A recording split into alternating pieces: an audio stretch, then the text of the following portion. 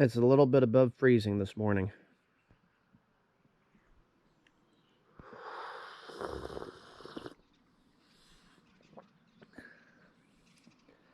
She's gonna be a bastard to start. Sorry, Reverend.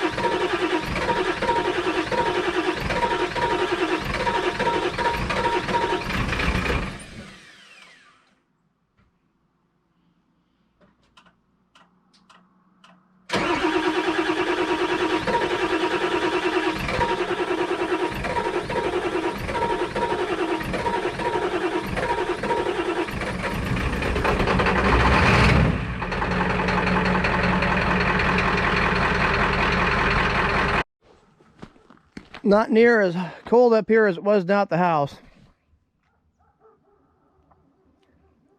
I don't know how long we have to be here before that dog realizes that we're here and just stops barking.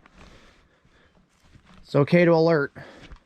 Don't mind it when a dog alerts, but man, when dogs just bark and bark and bark and bark and bark and bark and bark, I really want to just... My head's gonna pop. All I can say. It's even worse when we're working down on that and he comes over the fence and just barks at us. But that's okay.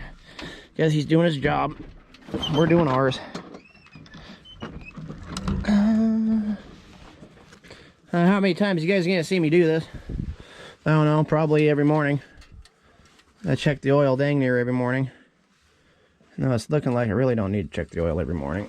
You gotta pop the hood to prime it though. How much fuel we got from after yesterday. Have to get the stick out. Good old A model.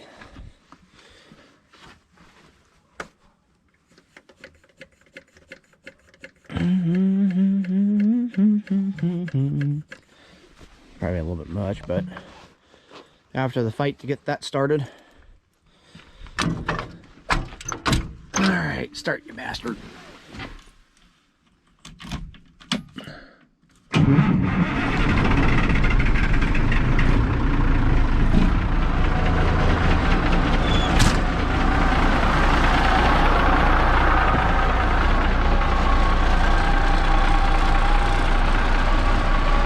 She's just slightly chilly. So Nick was just asking how I know this truck's ready to go after it's been idling for a while, especially on a cold day. For one, I like to make sure the gauges are working, but if you look at this gauge right here, it's up to 140 now. But I like to wait until I see some movement in that and it's starting to warm up. And same with over here, if you look at the pyrometer, it's up about 300 degrees, which for the last 15 or so minutes it's been down over here. You don't, on this older stuff, you just don't want to go taking off. That's you know, fire it up, let it sit for 5 minutes and go like some of the newer stuff, because you gotta let the turbo warm up, you gotta let the oil warm up.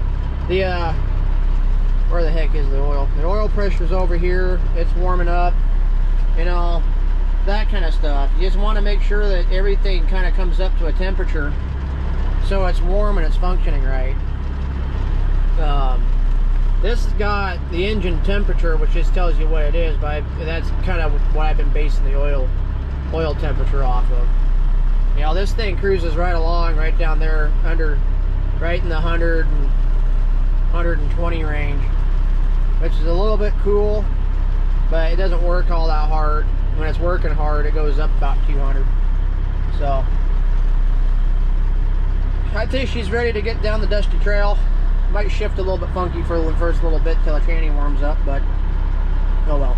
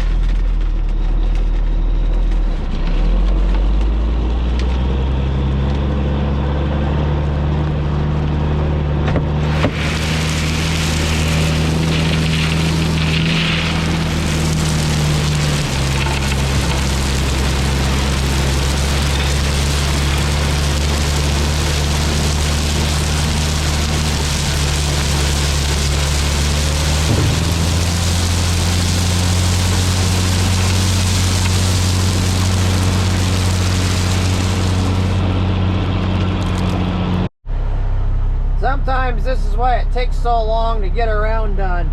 You show up and you're the 4th truck in line to get rocked. Oh well, I guess I just have to stare at my phone for a few minutes.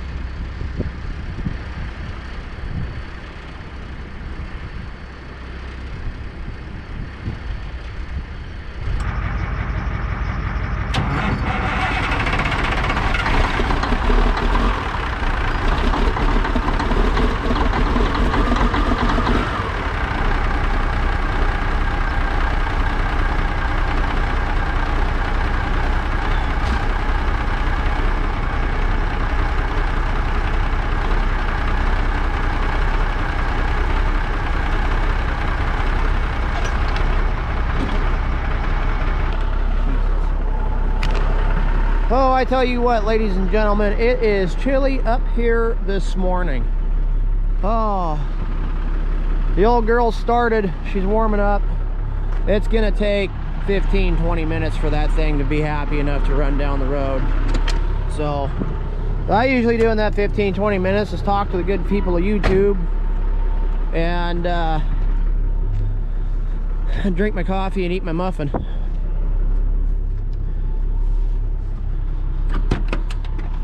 So this truck is a mess. I'm gonna take the weekend off. There's gonna be some housekeeping and organizational stuff going on in that time. So our agenda for today is I'm gonna go and get a load of rock. Somebody was up here driving on our stuff yesterday. I'm gonna go get a load of rock. And right off the bat, we're gonna do a super spread down this side of the road, because yesterday we determined that it was a little on the shallow side on this side.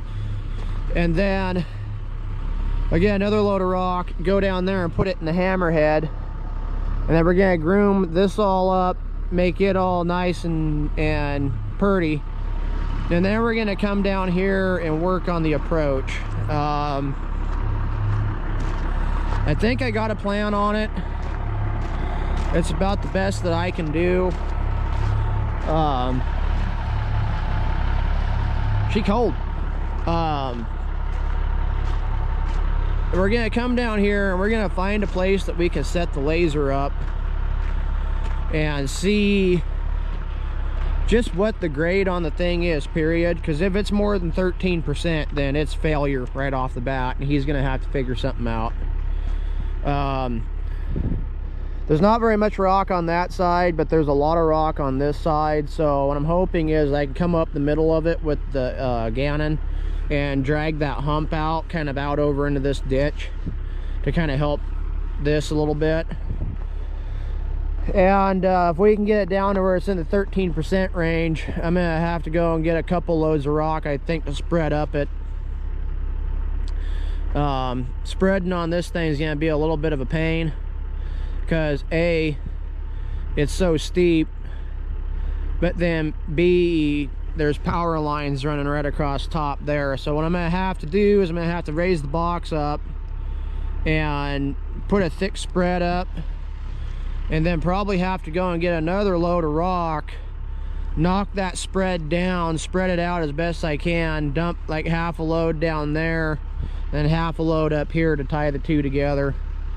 It's gonna be another 5 loads of rock today. I can almost feel it. And then I'm gonna call this one done.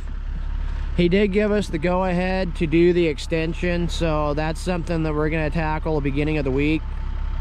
I'd like to come up here maybe Sunday and get the sod pushed off of it, but that kind of totally depends on the home unit there. There's a lot of stuff I got to do around the house, so I'm probably gonna spend the 2 days working around the house doing stuff. Anyway, I'm gonna eat my muffin and drink my coffee while that truck warms up. I'm hoping I can get the defroster kicked on at the very least, so I can see out the windshield. If not, I'm gonna be up there scraping ice. But yeah, hopefully today we'll have this one wrapped up. And just kind of totally depends again on how fast I can get rock in here. And then, you know, I wish I had the money to hire a guy to drive that truck that knew what he was doing driving that truck, because I'd really like to have that truck running while I was up here. You know, me and Nick were up here making this thing happy. On the way up, I was talking about, you know, we're thinking about changes for next year. If we do end up picking that thing up, then we're going to be looking for a guy to drive it. That's just, I can't get around that. I can't drive the truck and work the job at the same time. It's either that, or we have to factor in hiring a truck, and you know, hiring trucks gets expensive. I'd much rather hire a guy to drive that truck and put the money in the bank versus hire somebody else's truck. And we can do stuff like what we've been doing here for a majority of the year next year, then buying the truck and having somebody drive it is a worthwhile expenditure. What doesn't work out is when you buy the truck and you haul a load of gravel every now and then for somebody. That doesn't work out very well. Everybody's hauling butt down the road. Typical. But one of the things we are thinking about next year is that if this truck is around, picking it up and throwing a guy in it. I got a couple people in mind. They could probably swing as kind of being more part-time than full-time, probably do 1099 type thing. And then the other thing I'm looking at next year is we do have a bulldozer that we could go get. It just needs extensive rebuilding, and it's a little dozer, but for doing stuff like this, it'd probably work out okay. We're looking at that. But next year, we know for a fact next year we gotta do less renting and more owning. So we're not gonna be buying jaloped out pickups next year. We're gonna be stuffing money in the bank and starting to invest it in iron.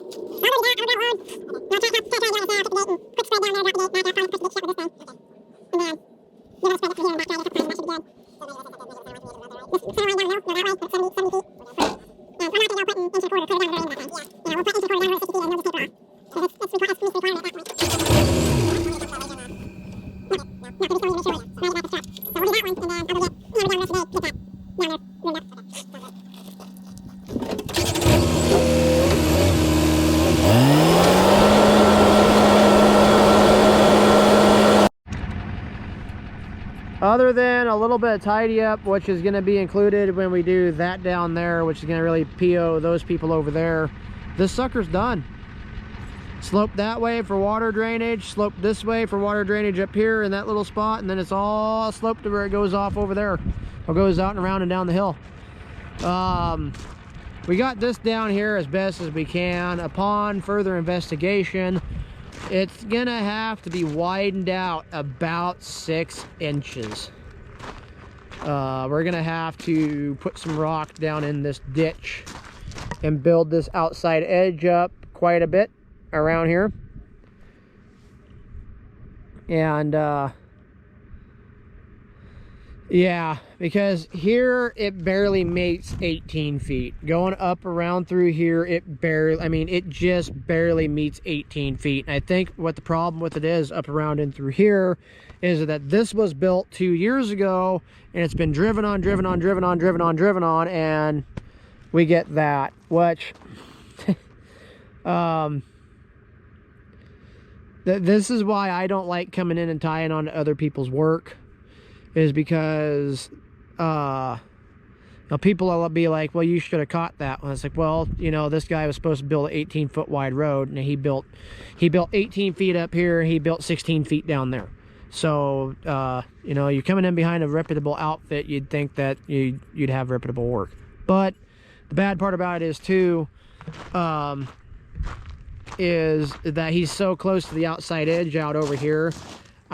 I'm thinking that a lot of his material just kind of disappeared over time, got squished. But anyway, we're gonna have to come back and put just a little bit of material up right through here, which is gonna be slightly difficult because we can't fill that ditch in. We're supposed to leave that ditch alone. So we'll just kind of have to see what we do here. But we'll kind of figure it out. Like, we got loads of 3-inch coming in down there next week. So I'm thinking maybe a quarter to half a load just kind of sprinkled right up around through here. And then when we start hauling top course, bring that up and just kind of widen it out that you know, in one spot foot. And we'll call it macaroni. And if they don't like that, then I don't know. From that stake there, that way, I have absolutely no qualms with it. I'm thinking it's pretty good. But from this stake this way, it kind of makes me worried.